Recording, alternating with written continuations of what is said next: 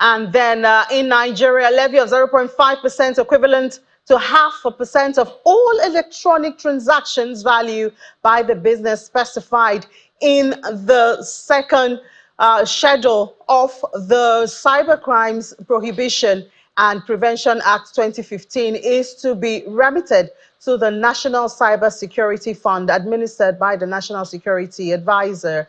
This is contained in a circular from the Central Bank of Nigeria to all commercial merchants, non-interest and payment services banks. The regulation, the regulator notes that the levy shall be applied at the point of electronic transfer origination, and it should reflect in the customer's account a cybersecurity levy. And this is set to begin in 2 weeks. That's about May 20 of this month. Financial institutions will remit the levies monthly to the MCF account domiciled at the CBN by the fifth business day of subsequent month. The circular is signed by the Director of Payment System Management Department, that's Chibuzo Efobi, as well as the Director of Financial Policy and Regulation Department, Haruna Mustafa.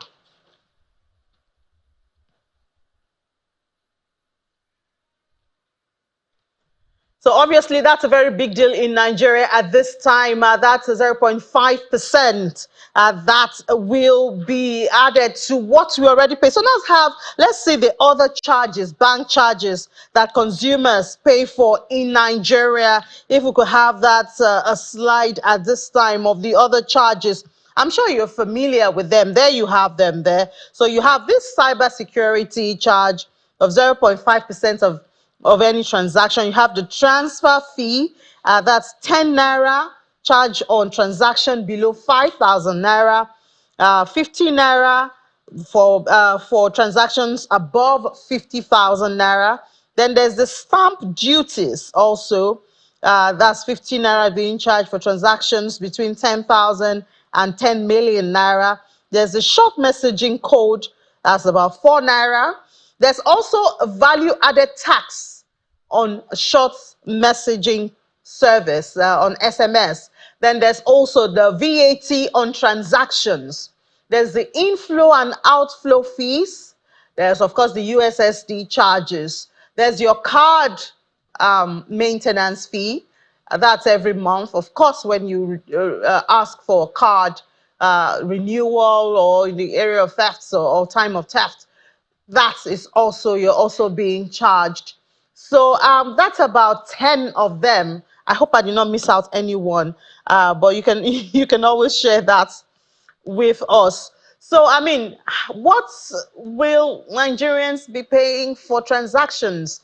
And there I was thinking that the government perhaps was thinking of reducing cash-based transactions and encouraging cashless societies. So if I have to pay 0.5% of the value of a transaction every time I have to carry out a transaction, how attractive is that for me to turn to the electronic transactions? The exemptions being on your salary, if you remember when you're being paid your salary into your account. But guess what? When you're transacting from your salary to make payments, you will pay 0.5% of that value, you know. And then by the time the person you're transacting, I was talking to somebody before I came in there that if you're going to buy a loaf of bread with your card, that means you pay 0.5.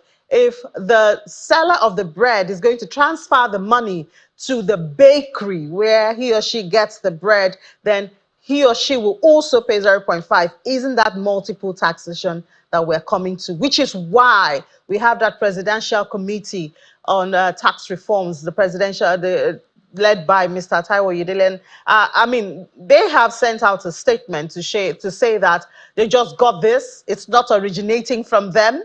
And they're looking into it to also have a conversation from where it's originating from. But let's delve more into this with Dr. Muda Yusuf, who's the Chief Executive Officer of Center for the Promotion of Private Enterprises. Dr. Yusuf, another tax is upon us. And there we were hoping that, it's the ease of doing business. We're doing cashless policy. We're complaining that there's too much M1, I think that's money in circulation and all of that. And now somebody said they're going to go and withdraw their money and start doing physical transactions. Well, that is likely to be the response of some of the bank customers. Because just as you said, there is enough burden already, both on the citizens and on businesses. And if I may put this in perspective, currently, in terms of taxation, businesses pay company tax, they pay tertiary education tax, they pay NITDA levy, they pay NASENI levy, there is police trust fund levy, and only recently we have been hearing of NYSC levy. Then we're also talking about tertiary health levy. We have stamp duties. All of these are being paid by businesses and indirectly also by the citizens. And at a time when we are grappling with high inflation, we are grappling with high cost of living, high cost of doing business, I think this is not the time at all for this kind of legislation to be thrown upon us, either as business people or as Nigerians. And my concern here is that this is a legislation of the National Assembly. The National Assembly is supposed to be the representatives of the people. So I'm wondering how come this legislation went through the National Assembly. I never had any dissenting voice from the National Assembly until this is put on. And all these taxes I mentioned, mind you, and that is what makes a lot of difference between this and other taxes. Most of those taxes are on profit. In other words, you'll have done your business, made some, take away your costs, declare profit, then you pay tax on it. But this one is on all your transactions. And this is emanating from the Cyber Crimes Prohibition Act of 2015 amended. Yes. So perhaps, it's from 2014 and then amended to 2015. Did we miss, the implementation of it, and then we just have to start implementing it now? No, I think this new levy is likely to be part of the amendment. And by the way, I'm not even aware. 2015, it's amended 2015. No, it's an act of 2024. Okay. This one, yes, act of 2024. So I'm not aware when whether there was any public hearing, whether they listened to the stakeholders on this, it's a major concern. And in any case, we are not talking about small amounts of money here. If you do a transaction, say, of 1 billion, I'm talking of fairly big business, 1 billion naira, you are going to pay a cyber security levy of 5 million. If as a big business, you do a business of, say, 100 billion, you are going to pay 500 million. How much profit are you going to make from the business? You have not talked about other taxes. And in any case, if you look at the base number, we are talking about electronic payment. The latest figure from the NIBBS or NIBSS. NIBSS. Yes, as at 2023, e-payment data was 600 trillion. So if you are taking 0.5% of that, you are talking about close to maybe 3 trillion. Even if you discount it to, make allowance for all those exemptions, you are still coming to close to 2 trillion. So, are you going to now use 2 trillion to fight a cyber crime? So, even the fighting of the cyber crime it should also come to question. So this is going to be sent into the cyber security fund, and used by the NSA, the National Security Advisor, and all of that. And a lot of people will say, okay, if this is to protect businesses, even before now, what role have we seen the security advisor of the Office of the Security Advisor, what role have they been doing in fighting cybersecurity on behalf of the private sector? Perhaps that could justify, why we have to contribute to the existence and running of that cyber crime. Well, in fairness to them, most of their activities are not very visible. They may be doing a whole lot underground because it's an intelligence-driven function. But even then, that cannot justify this kind of amount. The totality of budget for the entire security defense team in 2024 budget was about 3.3 trillion. I'm talking of the armed forces and the police. The total budget for infrastructure by the federal is about 1.32 trillion. And mind you, they are not likely to get the entire thing. You know, there's a difference between appropriation and all this, the actual money they get.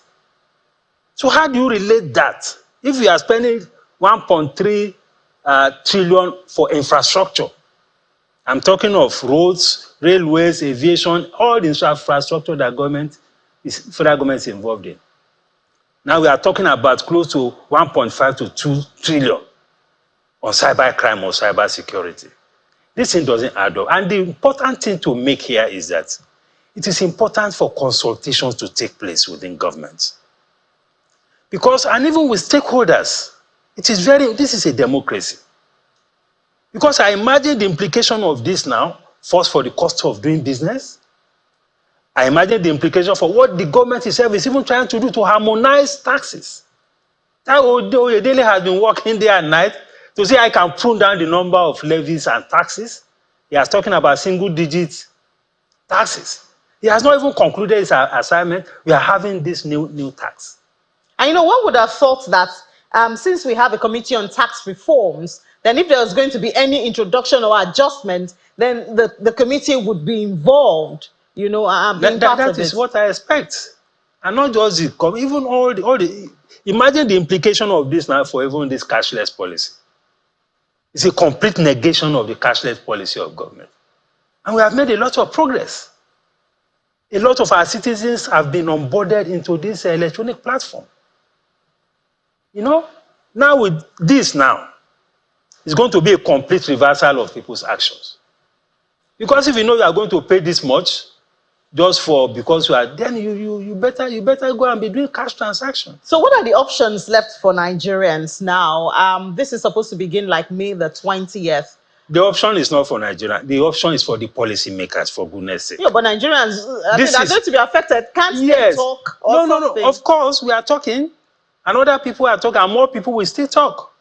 This is a democracy. This kind of law should be reviewed. I mean, it's too much of a burden. We are not talking of taxes on profit. Tax on all your transactions. I just told you by NIBSS, transaction was 600 trillion. And if you look at the data from the CBN, that's industry e-payment data, the data is showing, as at 2022, 1,550 trillion. 1,550 trillion. They call it quadrillion. That's 1.5 quadrillion. This is the first time I'm even knowing that there's something like a quadrillion. When you have 1 trillion, 1 trillion. So it is at least 1,000 trillion, 1,550 trillion. That's 1.5 quadrillion. So the point is that the amount involved in form of tax on the citizens, on businesses, is impossible. It's outrageous. So we have to go back to the drawing board. So would you say that perhaps a smaller percentage would have been more acceptable? No. We need to situate it within the totality of our priorities.